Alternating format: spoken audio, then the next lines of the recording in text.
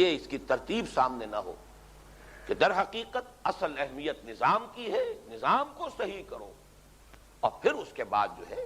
اللہ کا دین پہلے غالب ہو، نظام وہ قائم ہو جائے، اب اس شریعت کو اور اس قانون کو در حقیقت اس نظام کو سہارا دینے کے لیے، اسے سپورٹ کرنے کے لیے، اسے چلانے کے لیے وہ نظام ہے کہ جس کا نام شریعت ہے، وہ نظام قانون ہے۔ اب آئیے آج کا جو اصل موضوع ہے ہمارا، اس میں پہلا حصہ اس کا بہت مختصر ہے۔ انقلابی عمل یا انقلابی جد و جہد کے مراحل و مدارج اور ان کے لوازم کے صحیح فہم کا واحد ذریعہ، واحد سورس سیرت النبی ہے صلی اللہ علیہ وسلم۔ یہ کس بنیاد پہ میں عرض کر رہا ہوں؟ کل ایک بات پورے طور سے واضح ہو چکی اور دشمنوں کی گواہیوں سے ثابت ہو چکی کہ تاریخ انسانی کا عظیم ترین، گمبھیر ترین، جامع ترین، کامل ترین، ہمہ جہت، ہمہ پہلو انقلاب وہ تھا جو محمد عربی صلی اللہ علیہ وسلم اور آپ کے جانثار صحابہ رضی اللہ تعالیٰ عنہم اجمعین کی جد و جہد کے نتیجے میں برپا ہوا۔ اب ایک دوسری بات اس میں ایڈ کر لیجئے، جیسے کہ صغرا اور کبرا ہوتا ہے منطق میں، صغرا اور کبرا سے پھر نتیجے نکلتے، وہ صغرا ہے، اب کبرا کیا ہے؟ واحد شخصیت ہے پوری تاریخ انسانی کی، نبی اکرم صلی اللہ علیہ وسلم، جنہوں نے ایک فرد واحد سے ایک دعوت کا آغاز کیا۔ کوئی امت نہیں تھی، اگر آپ بنی اسرائیل میں پیدا ہوئے ہوتے تو چلیے ایک امت تھی، ایک قوم تھی، جیسے حضرت موسیٰ علیہ السلام کو آخر لوگ ملے، قوم تھی موجود بنی اسرائیل، لیکن نہیں، یہاں تو فرد واحد تنے تنہا دعوت کا آغاز کر رہا ہے، اور ایک کے بعد 4 شامل ہوئے، 5 بنے ہیں۔ اہلیہ محترمہ حضرت خدیجہ رضی اللہ تعالی عنہ، جگری دوست حضرت ابو بکر رضی اللہ تعالی عنہ، چچاداد بھائی جو زیر تربیت بھی ہیں، زیر کفالت بھی ہیں، حضرت علی رضی اللہ تعالی عنہ، اور وہ غلام جن کو منہ بولا بیٹا بنایا ہے زید ابن حارثہ، 1 جمع 4 5، اور 10 برس تک، جیسا کہ میں نے عرض کیا تھا شاید پہلے، کہ بمشکل سے 125 یا 150 آدمی جمع ہوا، جیسے کہ کوئی پرندہ جو ایک ایک تنکا لاتا ہے چونچ میں اور وہ اپنا گھونسلہ بناتا ہے، وہ جد و جہد، دعوت، تبلیغ، یہ سارے مراحل۔ پھر یہ کہ وہ انقلابی جد و جہد، passive resistance, active resistance, armed conflict, سب مراحل سے اسی ایک لائف سپین میں، اسی 20 برس کے عرصے میں، اور ہر مرحلے پر سیادت و قیادت وہی شخص کر رہا ہے صلی اللہ علیہ وسلم، کوئی نظیر نہیں۔ میرے نزدیک یہ خود اپنی جگہ پر ایک بہت بڑا معجزہ ہے محمد الرسول اللہ صلی اللہ علیہ وسلم کا۔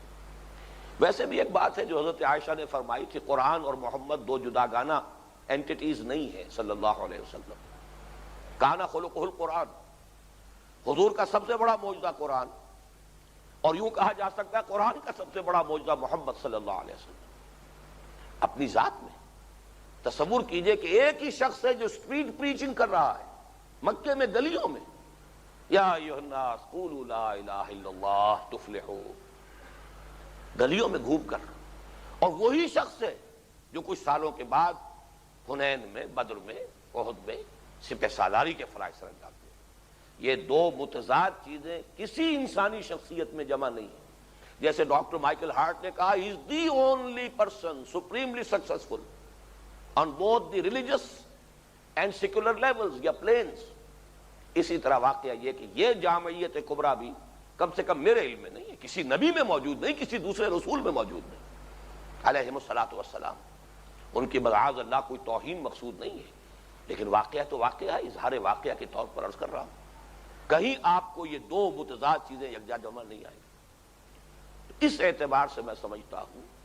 کہ ایک لائف سپین میں 20 برس میں ایک مکمل گمبھیر ترین انقلاب برپا کرتے ہوئے ایک شخص صلی اللہ علیہ وسلم تمام مراحل سے گزارتا ہے اپنی ذاتی بنفس نفیس اپنی قیادت اور رہنمائی میں، تو اس سے منطقی نتیجہ یہی برآمد ہوتا ہے کہ اگر کوئی چاہتا ہے کہ سمجھے کہ انقلابی عمل کس شے کا نام ہے، تو کوئی اور ذریعہ نہیں ہے سوائے سیرت النبی کے علیہ صاحب الصلاۃ والسلام۔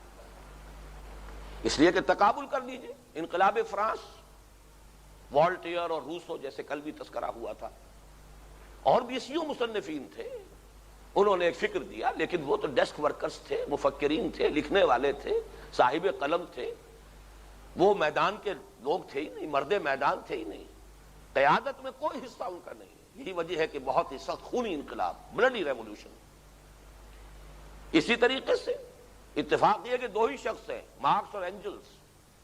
جنہوں نے ایک فکر دیا ہے، اس میں کوئی شک نہیں، فکر ہے، نیست پیغمبر ولیکن در بغل دارد کتاب، کتاب تو ہے، انقلاب آفری کتاب ہے، لیکن یہ کہ وہ خود جرمنی میں بیٹھ کر وہ کتاب لکھی، انگلستان میں بیٹھ کر لکھی، وہ اپنی زندگیوں میں کسی ایک گاؤں میں بھی انقلاب نہیں لا سکے، ان ملکوں میں تو کبھی آیا ہی نہیں انقلاب، خود وہ مرد میدان تھے ہی نہیں، وہ تو صاحب قلم تھے، قلم کے دھنی تھے۔ انقلاب آیا ہے کہاں؟ جا کر روس میں، بولشویکس اور مونشویکس کی جد و جہد اور لینن کی قیادت میں۔ تو ان تمام کے پس منظر میں دیکھیے تو ظاہر بات ہے، منطقی نتیجہ تو یہی نکلتا ہے کہ جائی جاست، کہ اگر کوئی شخص واقعتاً یا کوئی گروہ یا کوئی جماعت واقعتاً آرزو مند ہے، خواہش مند ہے نظام کو بدلنے کی، نظام بدلنا چاہے، اس لیے کہ انقلاب کے معنی نظام بدلنا، اجتماعی نظام کی تبدیلی، اور وہ جاننا چاہے کہ اس کے لیے طریقہ کار کیا ہے، اس کے مراحل کیا ہے، ہر مرحلے کے لوازم کیا ہیں، تو اس کے لیے بمصطفیٰ برسا خویش راہ کے سوا کوئی چارہ کار نہیں، انہی قدموں میں آنا ہوگا اور سیرت النبی ہی کا مطالعہ کرنا ہوگا، اسی کے بٹوین دی لائنز ریڈ کرنا ہوگا، صرف سیرت نہیں بلکہ فلسفی آف سیرت، فلسفہ سیرت پر غور کرنا ہوگا کہ ایک مرحلے سے دوسرے مرحلے کی طرف پیش رفت جو ہو رہی ہے، پیش قدمی ہو رہی ہے، کن شرائط کو پورا کر کے ہو رہی ہے، کیا پری ریکویزٹس ہیں، کس مرحلے کے کیا تقاضے ہیں، کس مرحلے کے کیا لوازم ہیں۔ ورنہ تو واقعہ یہ ہے کہ عام لوگوں نے، مستشرقین نے تو اس موضوع کو جو ہے تنقید کا ذریعہ بنا لیا ہے، ہدف بنایا ہے تنقید کا، کہ حضور کے ہاں یہ تضادات ہیں، اسی لیے محمد at Mecca, Muhammad at Medina دو کتابیں لکھی پروفیسر منگومری واٹ نے، تاکہ تضاد کو ہائی لائٹ کر سکے کہ محمد مکے والا محمد تو کچھ اور نظر آ رہا ہے اور یہ مدینے والا محمد کچھ اور ہے صلی اللہ علیہ وسلم۔ تو آئنوی کا ایک جملہ ذہن میں بجھا ہوا در حقیقت اس کی ہے پوری تشریح جو منگومری واٹ نے کی ہے، Muhammad failed as a prophet but succeeded as a status مین،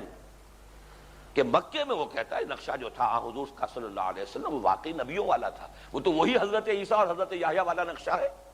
وہی تبلیغ ہے، وہی کرائی فرام دی ولڈرنس ہے، وہی لوگوں کو دعوت ہے، تبلیغ ہے، پھر یہ کہ وہی صبر ہے، اسی کی تلقین ہے، چاہے تمہارے ٹکڑے اڑا دیے جائیں، تمہارے جسم کے ٹکڑے کر دیے جائیں، تم ہاتھ پہ اٹھاؤ،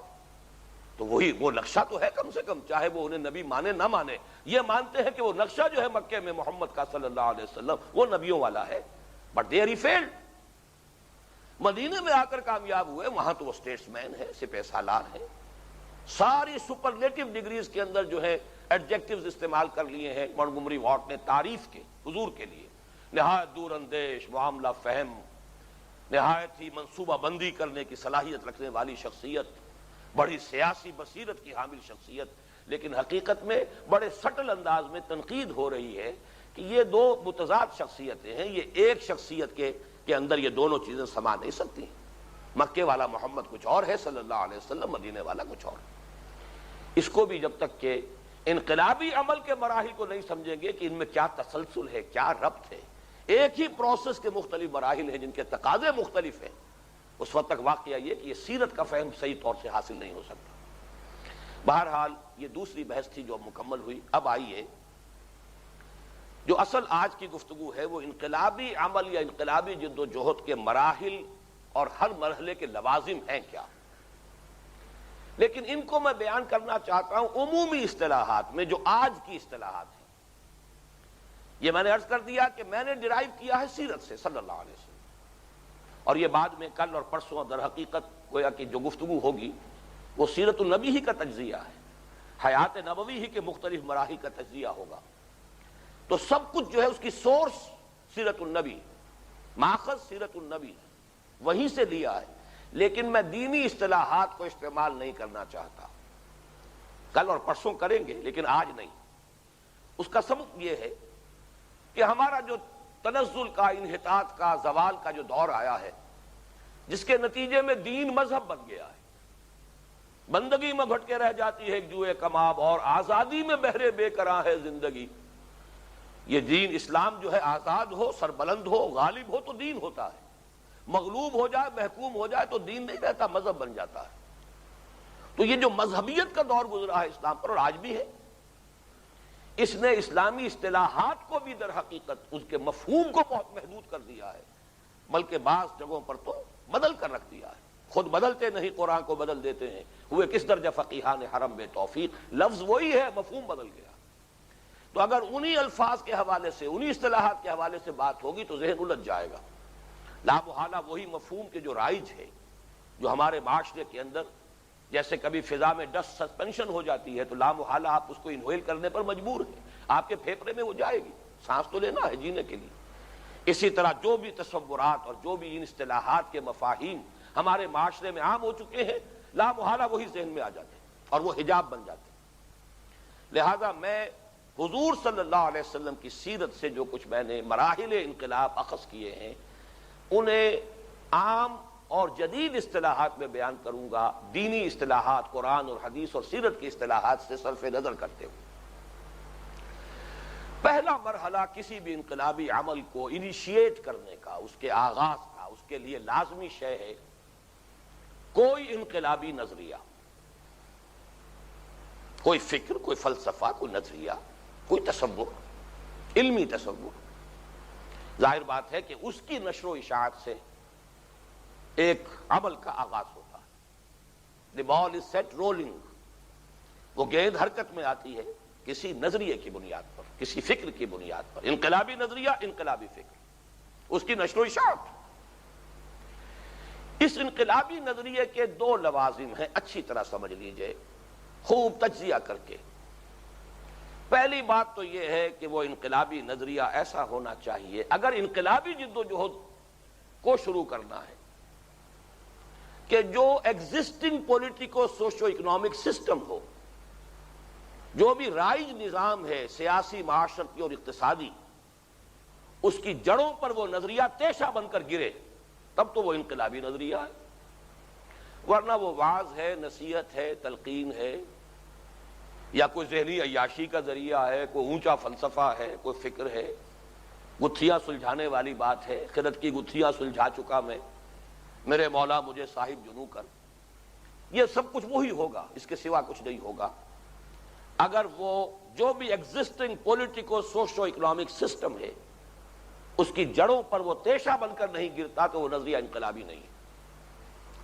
بلکہ یوں سمجھیے کہ پھر اکثر و بیشتر وہ ایک وعظ بن جائے گا، نصیحت ہوگی، تلقین ہوگی۔ اس وعظ اور نصیحت اور تلقین سے کچھ افراد یقیناً بہتر ہو جائیں گے، ریفارمڈ ہوں گے، بہتر شخصیتیں کچھ وجود میں آ جائیں گی، افراد اور اشخاص ان میں کوئی تبدیلی آ جائے گی۔ لیکن یہ ذرا تلخ بات ہے جو عرض کر رہا ہوں، نتیجہ کیا نکلے گا؟ ہو سکتا ہے آپ ایک ظالمانہ نظام کو شریف، محنتی، دیانتدار کارکن فراہم کر دیں۔ انگریز کی گاڑی کو چلانے کے لیے ہمارے بہت سے صوفیاء کے حلقوں نے بڑے دیانتدار، بڑے فرض شناس، بڑے وقت کی پابندی کرنے والے بہت نیک کارکن فراہم کر دی۔ گاڑی وہ انگریز کی کھینچ رہے ہیں، اس کی گاڑی میں جتے ہوئے ہیں، اور اسے اور کیا چاہیے؟ هو المطلوب، جتنا سدا ہوا گھوڑا ہو، جتنا اپنے مالک اور آقا کے چشم ابرو کے اشارے پر حرکت کرتا ہو، کوئی اندیشہ نہ ہو کہ یہ کرپٹ ہوگا، کہیں کوئی رشوت لے گا، تو اس کے لیے تو سب سے زیادہ هو المطلوب، اسے اور کیا چاہیے؟ تو اگر نظام کی جڑوں پر وہ تیشہ بن کر نہیں گر رہا ہے تو ایک تو میں نے مثبت پہلو بیان کیا، کچھ لوگ اچھے ہو جائیں گے یقیناً، ان کا اخلاق، ان کے کردار، ان کی سیرت میں کوئی بہتری ہو جائے گی، لیکن اس کا ایک منفی نتیجہ یہ نکلے گا کہ اگر وہ نظام ظالمانہ ہے، استحصالی ہے، جابرانہ ہے، استبدادی ہے، تو در حقیقت ایسی کسی کوشش کے نتیجے میں گویا کہ آپ نے اس نظام کو محنتی، دیانتدار، فرض شناس کارکن فراہم کر دیے ہیں، اس کے استحکام کا ذریعہ آپ بن گئے ہیں، اس کو سہارا دیا ہے بجائے اس کے کہ اس نظام کو آپ تبدیل کریں۔ دوسری شرط، پہلی شرط تو یہ ہوئی انقلابی نظریے کے لیے کہ وہ جو سماجی، سیاسی اور اقتصادی نظام ہے اس کی جڑوں میں سے کسی پہلو سے وہ تیشہ بن کر گرے، اور دوسری شرط یہ ہے کہ یا تو وہ ہونا چاہیے بالکل جدید نظریہ، جدید فکر، جدید کوئی تصور، جدید فلسفہ، اور اگر جیسا کہ ہمارا جو ریفرنس ہے وہ تو ظاہر بات ہے کہ قدیم کی طرف ہوگا، اگر وہ کوئی قدیم نظریہ ہے تو اس کی ری انٹرپریٹیشن، اس کی تعبیر جدید، یا بلکہ لفظ استعمال کر رہا ہوں علامہ اقبال کے خطبات کا جو ٹائٹل ہے اس کے حوالے سے، اس کی تشکیل جدید ضروری ہے، جو وقت کی ایڈیم میں، جو ایڈیم آف دی ٹائم ہے، جو بھی اصطلاحات ہے اس دور کی، جس دور میں آپ انقلابی جدوجہد کرنا چاہتے ہیں، اور جو اس دور کی علمی اور فکری سطح ہے، اس پر اگر آپ اس کی تعبیر نو نہیں کریں گے، اس کی تشکیل جدید کر کے پیش نہیں کریں گے، تو اس سوسائٹی کا جو اوپر کا طبقہ ہے، جو انٹلیکچول اور جو ایلیٹ ہے طبقہ، وہ اس کی طرف متوجہ ہی نہیں ہوگا۔ اور کسی بھی انسانی معاشرے میں وہ طبقہ جو ہے وہ بالکل وہی حیثیت رکھتا ہے کہ جو کسی ایک انسان فرد کے جسم میں اس کا دماغ فیصلہ کرتا ہے کہ ادھر چلو، اور جسم چلنا شروع کرتا ہے۔ دماغ فیصلہ کرتا ہے کہ اس شے کو پکڑنا ہے، ہاتھ اس حکم کی تعمیل کرتے ہوئے پکڑتا ہے۔ اس اعتبار سے انقلابی نظریے کے لیے پہلی بات یہ کہ کوئی انقلابی نظریہ ہونا چاہیے، اور دوسری بات انقلابی نظریہ نمبر ایک پولیٹیکو سوشو اکنامک سسٹم جو ایگزسٹ کر رہا ہے اس کی جڑوں پر تیشہ بن کر گرے۔ نمبر دو، یا تو نیا نظریہ ہو تو فیس ویلیو پر لوگ اس پر غور کریں گے، اور اگر کوئی قدیم نظریہ ہے تو جو کرنٹ ایڈیم ہے، جو اس دور کی مروجہ اصطلاحات ہیں اور جو اس دور کی علمی سطح ہے، at the level of consciousness of that time, اس پر اس کی ری انٹرپریٹیشن ضروری ہے، ورنہ یہ ہے کہ ذہن الجھے رہیں گے کچھ قدیم تصورات میں، انقلابی عمل آگے نہیں بڑھ سکے گا۔ یہ کہنے کی ضرورت نہیں ہے کہ ظاہر بات ہے کہ اس پہلے مرحلے کے لیے جو بھی ممکنہ، جو بھی اویلیبل، جو بھی قابل الحصول ذرائع ابلاغ کے ہیں، تمام مینز آف کمیونیکیشن جو ہیں ان کو حتی الامکان استعمال کرنا ضروری ہوگا، اور یہ نشر و اشاعت میکسیمم پیمانے پر بڑے سے بڑے حلقے میں، اس لیے کہ جتنے بڑے حلقے میں وہ نظریہ پھیلے گا اتنا ہی کیچمنٹ ایریا ہے کہ آپ افراد کو اس کے ذریعے سے آپ افراد کو کھینچیں گے، اور وہی افراد ہے کہ جو پھر انقلابی جدوجہد کے لیے آپ کا اصل جو ہے افرادی سرمایہ بنے گا۔ اب آئیے دوسرا مرحلہ،